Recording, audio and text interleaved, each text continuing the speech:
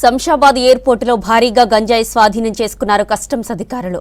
Bangkok నుంచి Thai Airways ఫ్లైట్లో వచ్చిన ప్రయాణికుడి సూట్ కేసు తనిఖీ చేశారు అధికారులు. అందులో 4,60,00,000 విలువైన 13 కిలోల హైడ్రోఫోనిక్ గంజాయిని గుర్తించారు. దీంతో నిందితుడితో పాటు మరొకరిని అరెస్టు చేసి గంజాయిని సీజ్ చేశారు అధికారులు.